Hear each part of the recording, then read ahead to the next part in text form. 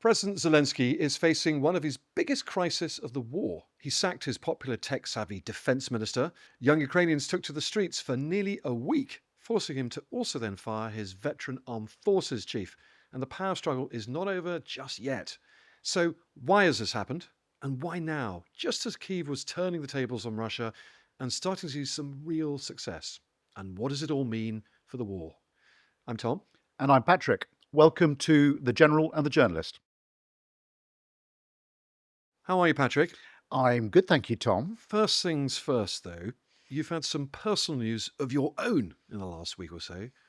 Patrick, or should that be General the Lord Sanders? Yeah, I'd really rather you didn't. No, you're right, Tom. I'm going into the House of Lords, if you can believe that, as a Conservative peer. Congratulations. Well, thank you. My head's spinning because it happened, I think, as you know, very, very fast and very unexpectedly, and I haven't still quite got my head around it. And I didn't have very much time to think about it. I mean, really hours. But then I realised that it's another chance to serve and to act, if you like, as a champion for the soldiers, sailors, and airmen and women that I've loved working with the last 40 years. And it's an amazing opportunity to do something about what we've been talking about on this podcast for the last year or so. Anyway, as far as the General and the Journalist is concerned, nothing's changed. I'll do my best to offer the same fearless and objective military analysis that we've been doing. And I know you'll keep me honest, Tom. You can bet your bottom dollar on that. And crucially, we don't have to change the podcast name, do we, to The Lord and the Journalist? It sounds a bit pompous. Yeah, let's just not go there. Anyway, Tom, on to much more important things. In the last week, Volodymyr Zelensky has lost his defense minister, Mykhailo Fedorov, and his commander-in-chief, General Alexander Seskuria. So why don't you just walk us through what's happened? Yeah, it's been quite an extraordinary couple of weeks in Kyiv, really. And it really is all about those two men, Fedorov and Seskuria. Fedorov was appointed defense minister in January. Now, he's about half the age of Seskuria. He's 35. And from the get-go, the two didn't get on. They really didn't. They clashed on almost everything: military strategy, military culture, and their rows got more and more internecine and a little bit pathetic, really, to be honest. So they would counteract each other's decisions. One man might create a new unit and send some troops to bolster it, then the other one would tend to take those troops away and try and disable it. And it really all came down to who was actually running this war: the politician or the general, the democratically elected government or the military command. It came to a head really with Fedorov as the tech-savvy, more tech-leaning, drone-happy guy, and Seskuria is obviously embracing drones, but also believing in the need for old-fashioned fighting and traditional fighting. It came to a head just at the start of July when Seskuria put in a massive order in for ammunition, for artillery pieces, and Fedorov cancelled it. And that's when Zelensky said, this is now unmanageable, this is unsustainable, one of you is going to have to go. He was forced to pick, and he picked Seskuria, his general, and fired Fedorov. Cue massive street protests all across Ukraine, not just in Kyiv. Young people taking the streets with banners protesting.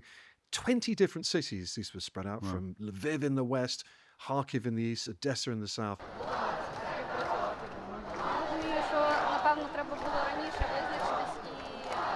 You remember, Patrick, Ukrainian politicians take street protests very seriously, all the way back to the Orange Revolution, the Euromaidan protests in 2013.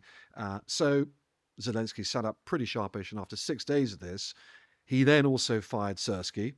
He appointed someone called General Mykhailo Fedorov, as Seskuia's successor as the Armed Forces chief. Now, he's 42 years old, different generation, and very much an ally of Fedorov. And he's also offered Fedorov another job in the government, by the way. He wants him to come back as deputy PM. Fedorov is at the moment saying no. So that's where we are at the time being. I mean, 20 cities is pretty extraordinary, particularly in wartime. And it's quite striking when you look at the pictures how many of them are young. I mean, why is Mykhailo Fedorov so popular? And why is the dismissal so significant? Why has it catalyzed these protests? It's really interesting, actually, kind of why we're talking about it, obviously, in this podcast. Fedorov is a well-known character. So he was well-known to Ukrainians before he became defense minister at the start of this year.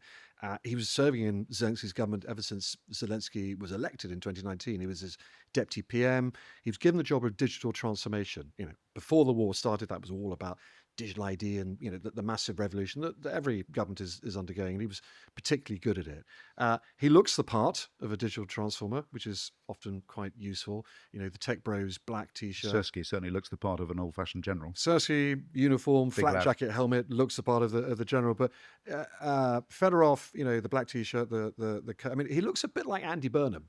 Used to look when he was how the eyebrows, the Burnham vibes, the eyebrows too actually, but certainly the Burnham tech bro, modern facing vibes. He had some big successes before taking on the defense ministry. So he very much spearheaded development of Ukraine's formidable drones industry, which is now almost entirely homegrown and paying incredible dividends with those mid and deep strikes you and I have talked about in the past on Crimea, on Russian cities, on Russian oil refineries. He also had a really important relationship with Elon Musk. He's a paid-up member of the Tech Bros Club. 100% tech bro. He would sit perfectly in Palo Alto and in California, really.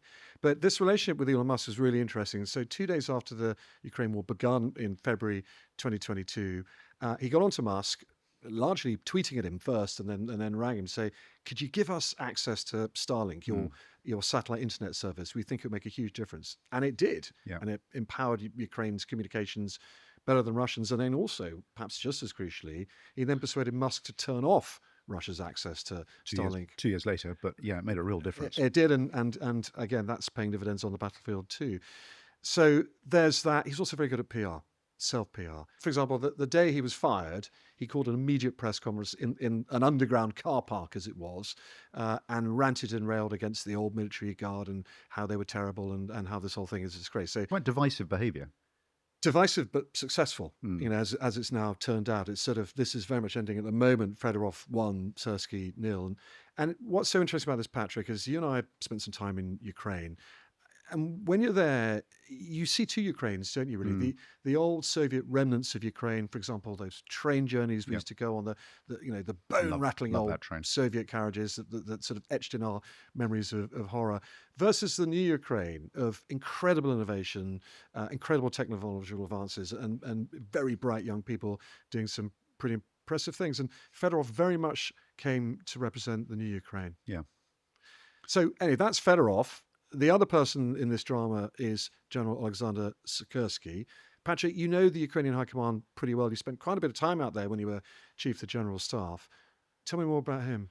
I don't think I met Sikorsky, but I'd certainly heard of him. He became Commander-in-Chief of the Ukrainian Armed Forces in 2024.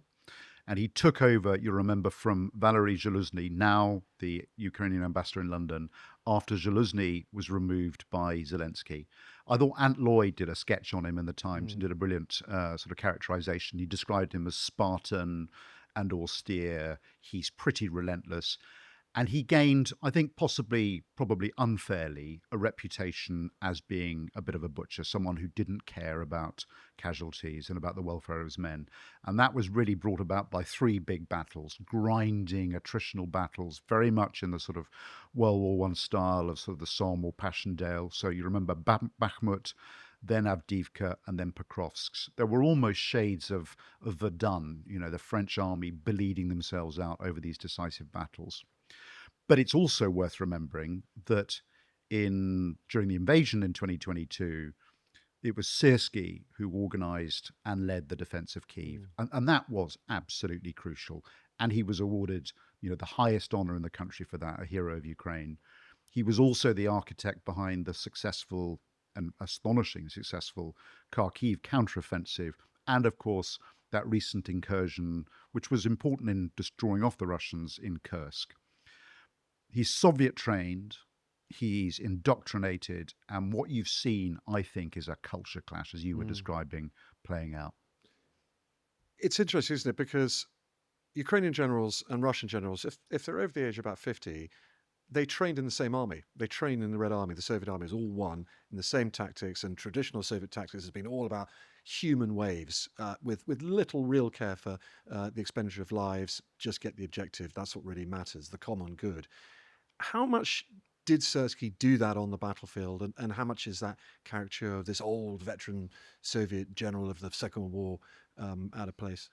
I'm sort of careful about characterizing a Soviet way of war in that way. I mean, it certainly involves mass, but they were also astonishingly good at operational maneuver, particularly towards the end of the Second World War. So, there is a lot of sophistication as well, but it definitely involves scale and mass. Mm. I mean, I don't think we should read too much into the dispute between Fedorov and Siersky. In some respects, having this sort of argument playing out is actually a sign of a healthy strategic culture.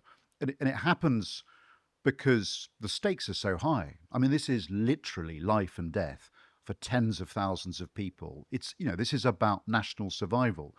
So, look at it this way, it would be an absolute dereliction of duty if different ideas on strategy and on operational maneuver weren't being tested with a huge amount of emotion and conviction and to, being those arguments being tested to destruction. I mean, Elliot Cohen, I've talked about before, mentions this in his book. He describes it as this notion of an unequal dialogue, but between a political leader, or political wartime leader, and a military leader, Yeah. there has to be a dialogue, and dialogue is often involves a lot of friction and argument. Lots of historical examples. Churchill removed the chief of the general staff, John Dill, at the start of the Second World War. He brought in Alan Brooke, and you've got to you read Alan Brooke's diaries for the levels of antagonism and table thumping arguments that he had with Churchill.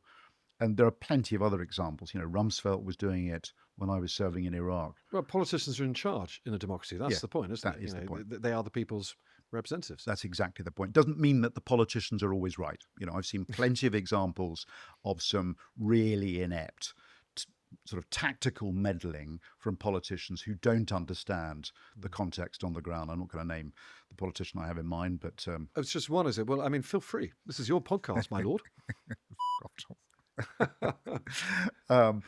But yeah, your point is right. I mean, this is about civilian control of the military. So what really surprised me about this wasn't the fact that there was friction or it was argument. It was who Zelensky chose to back. Because I would expect a prime minister to back ultimately civilian control and therefore his defense minister. So, losing a commander in chief is unfortunate. Losing a commander in chief and the defense minister strikes me as being strategically incompetent, and really damaging at a critical point in the war. It's a failure of political leadership, if you like. You talked about Olgar Tekbro, that paradigm. I mean, I think it is a caricature. We talked already about Siersky's achievements. And yes, there is something about him that obviously doesn't appeal, but he is at least one of the architects of a strategy that has regained the initiative. It's a combination of attrition. He talks about inflicting 1,000 Russian casualties a day, getting to this magic number of about 35,000 Russian casualties a month, or up to 50,000, which makes it, it means that the Russians can't generate. They're losing more people than they can mobilize. He was certainly behind the deep strike campaign onto energy infrastructure. He was onto, he engineered the middle strikes campaign, which has isolated Crimea and the battlefield. And there are some parallels going back to the First World War with Field Marshal Haig, fighting an industrial war with the conscript army, but through that process also forging a battle-winning army. But there's a but here, isn't there? And the great commanders, the great wartime leaders, don't just win battles. They inspire confidence. They inspire hope. They can't just use fear. They can't just use blood, toil, sweat, and tears. There's got to be some hope as well. And you have to match your command culture and your command style to the rhythm of the times and of the society that you're leading.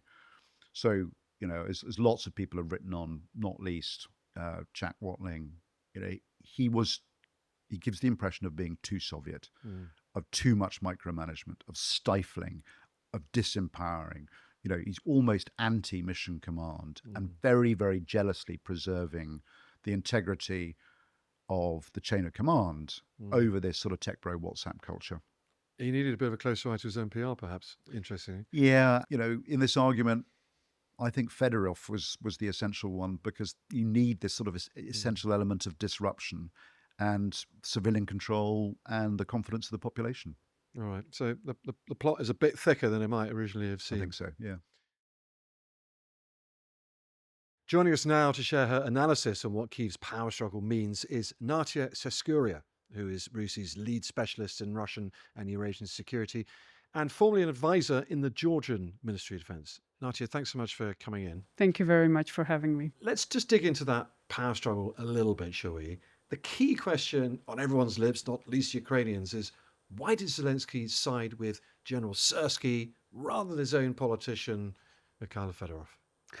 Well, indeed, Ukraine has been facing quite an extraordinary crisis, and it's a domestic political issue which has wider implications. I do believe that President Zelensky has made a mistake. As much as he is an extraordinary wartime leader, he makes mistakes, and he has made mistakes before. I think one of the closest examples is the developments around Anti-Corruption Bureau last year, which has also sparked wide protests across Ukraine. But still, I think because maybe Ukraine has a momentum currently when it comes to the successes with regards to its long-range drone attacks against Russian infrastructure, he probably miscalculated a little bit.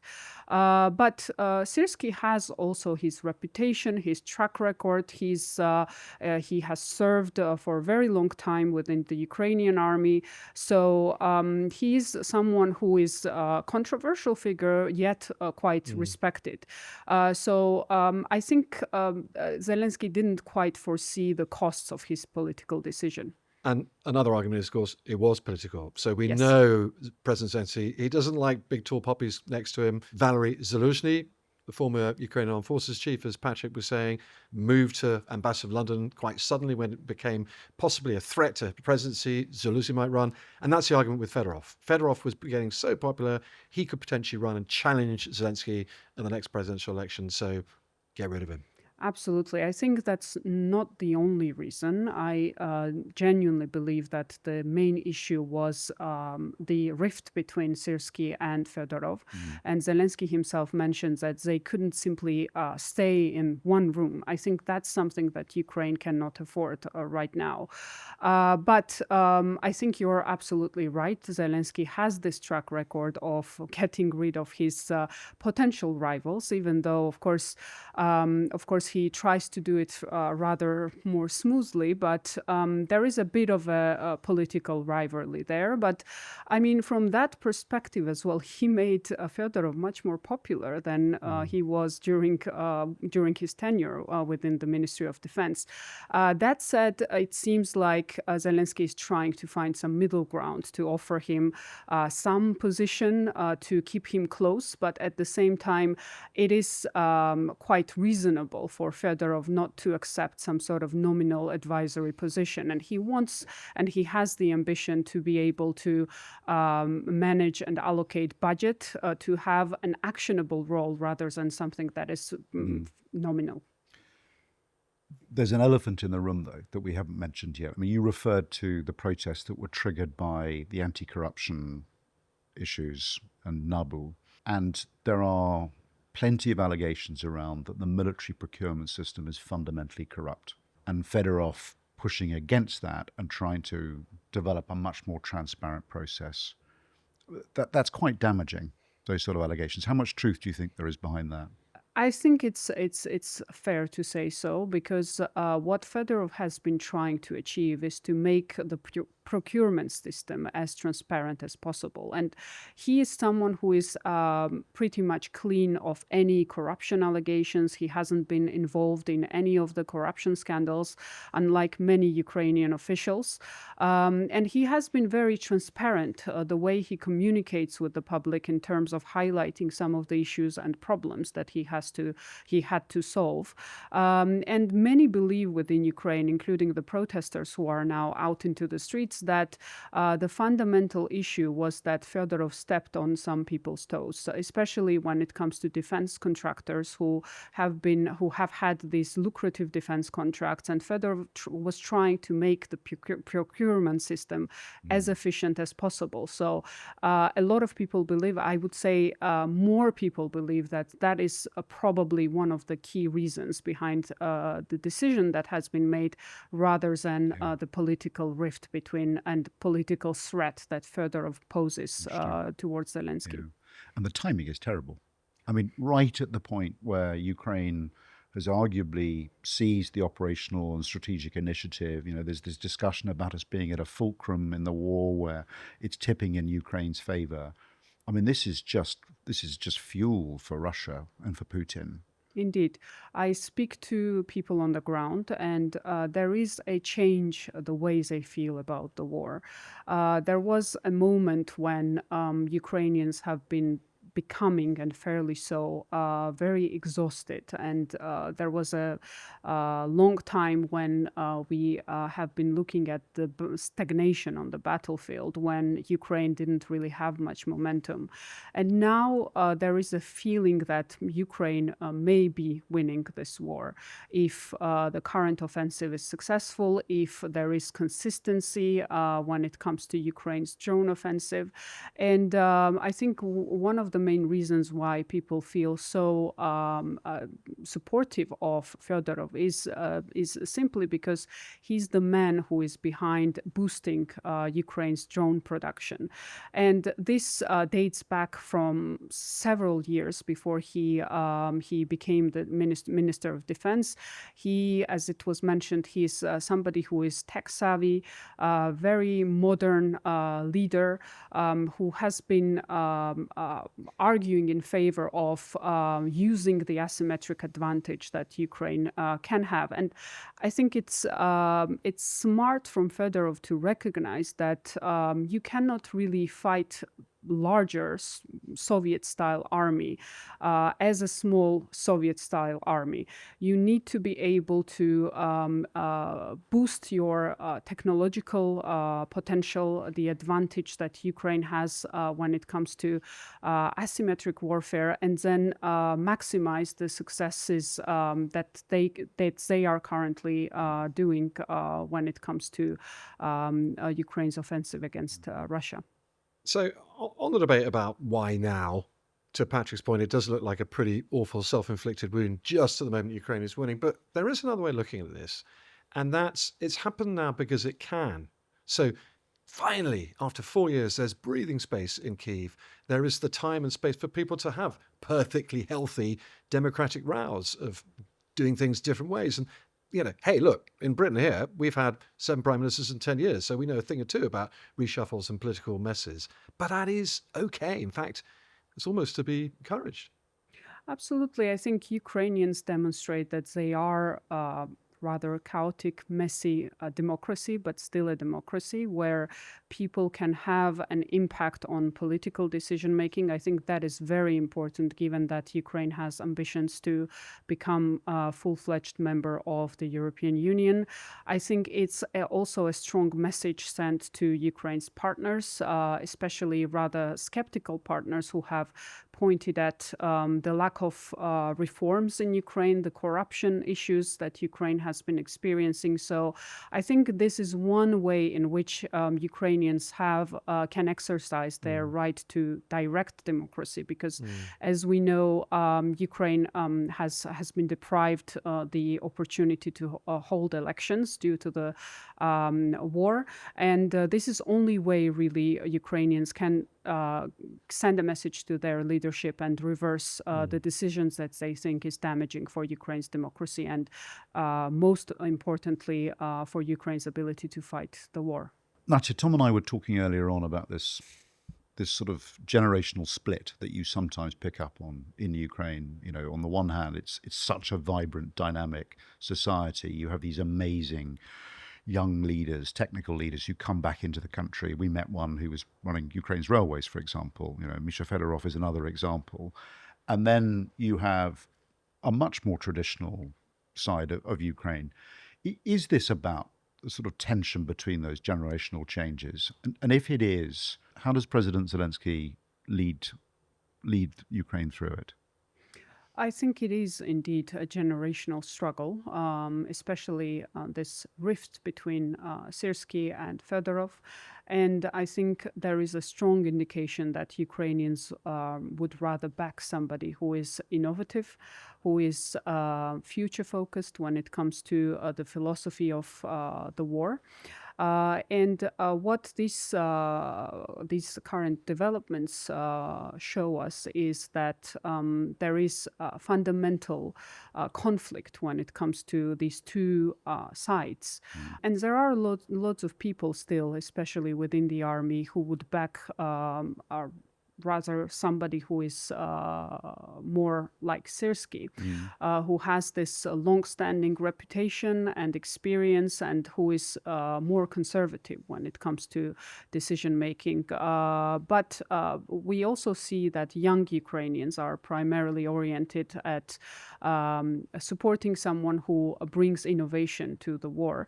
And especially since Ukraine has been experiencing the manpower shortages, and this is the area in which Russia has considerable advantage over Ukraine. I think Ukrainians would rather see someone who is very much oriented at protecting the human lives and replacing the human cost with technology where possible. Zelensky has a difficult task, but I don't think that he necessarily coped with this task in the most right way. But there is still a way in which he can reverse things. And I do hope that some of the decisions that he will make will serve the best interest of the Ukrainian people. So tell us about General Seskuia's replacement, Mykhailo Fedorov. He's got this formidable reputation, huge amounts of respect. He's quite young. Where do you see him taking Ukraine's armed forces? He is somebody who is very well respected by Ukrainian people and by Ukrainian army because he's seen as a war hero. He's way younger than Mr. Seskuria, around 25 years younger than him.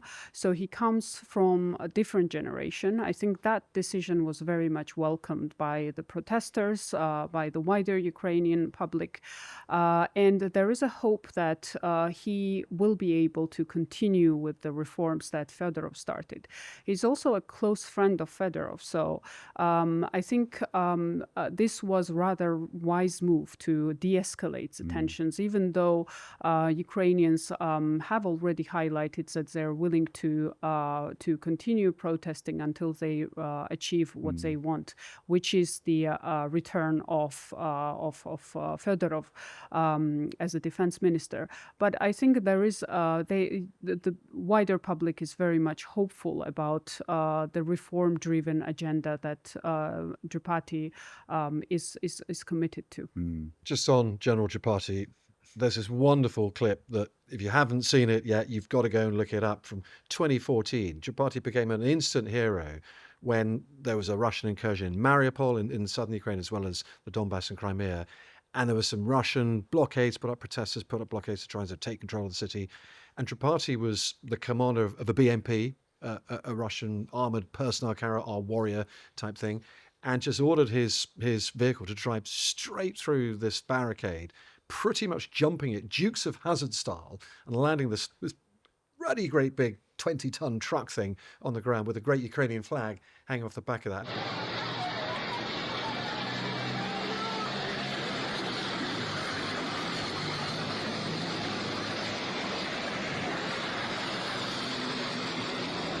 From that moment onwards, he became a pretty popular hero as well, didn't he? I think his order to the driver was floor it.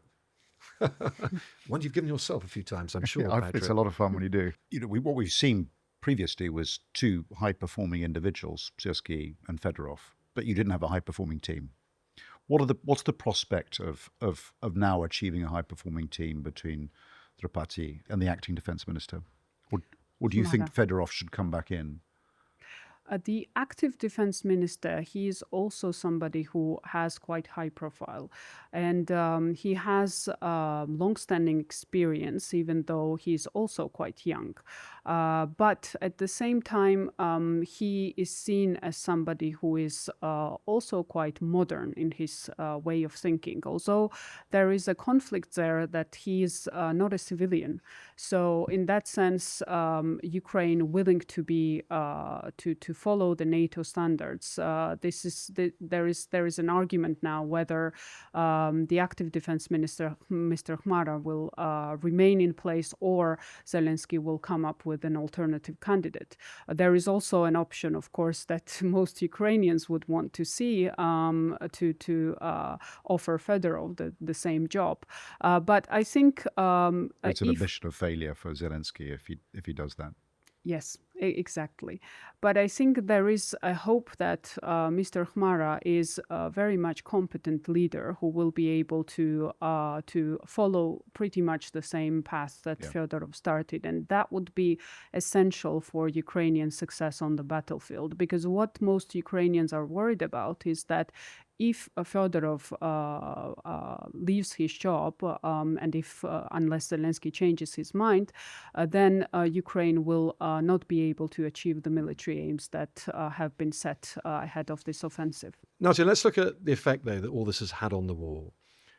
It is appalling timing this week alone, isn't it? So the moment that MAGA in the United States, that the Trump movement, finally seems to be siding with Zelensky. We had Laura Loomer, who's this far-right influencer, very close to Donald Trump, in Ukraine last week, saying, God, you know what? I used to spew out all this Russian propaganda. I think I've got it all wrong. I think Ukraine's been right from the get-go. I was like, well, thanks, Laura. Well, welcome to the club.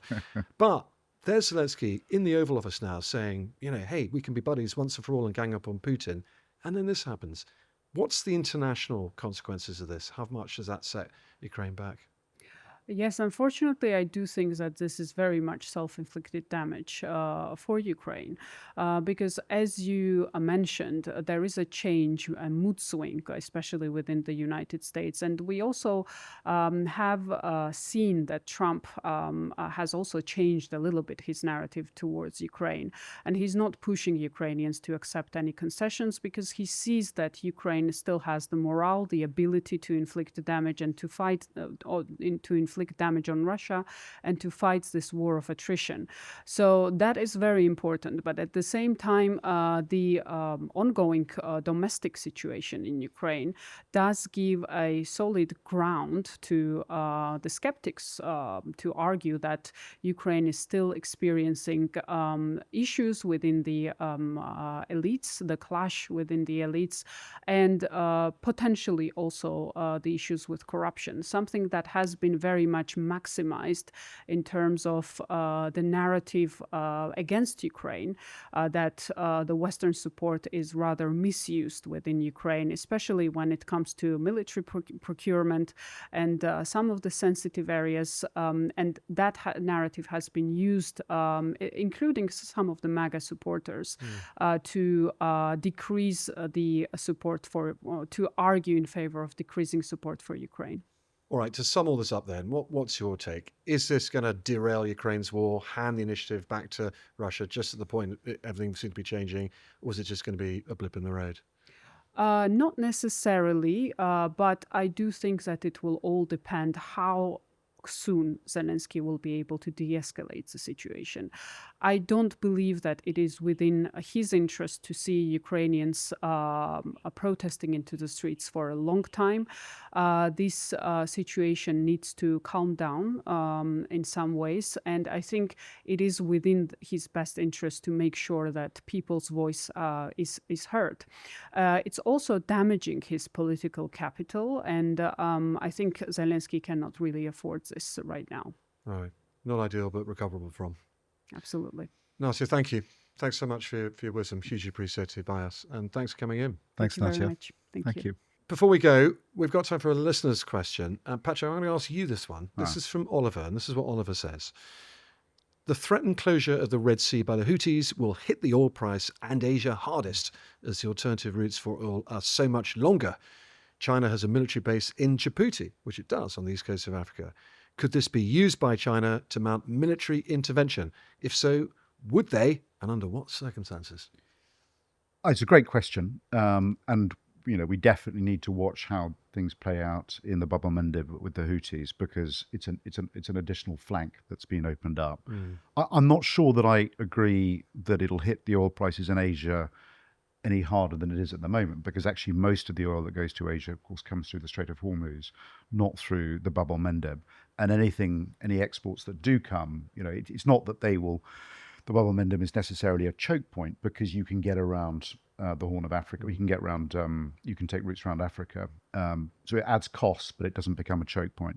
But I think that there's a bigger reason, and that's that China is parasitic in this region. It wants all of the benefits of wielding its influence, of being a hegemon, but it doesn't want any of the responsibility of being a security partner or a security provider. So the Chinese will look after their own interests. They might escort their own shipping through. They might conduct evacuations if it comes to that, using the base. But they have no interest in providing security or bearing any of the responsibility of being a global leader. Yeah, that certainly seems to chime for me. And so far, actually, what we've seen is China really rather enjoying this war, allowing America to bleed out, to expend all their Patriot missiles and to leave them to it, rather than doing them any helping hand. That's all from us this week. Thanks for listening, and do send in any of your questions or thoughts to generalandjournalist@thetimes.co.uk. And please do follow us. Give us a rating or a review or a comment wherever you're listening to this podcast, because it helps more people discover us. Next week, Patrick, we're going to be talking about the US Defense Secretary's controversial new bravado culture. So that means muscles, press-ups, and very, very low flyovers. So do join us again then. And until next week, thanks, Patrick. Thanks, Tom.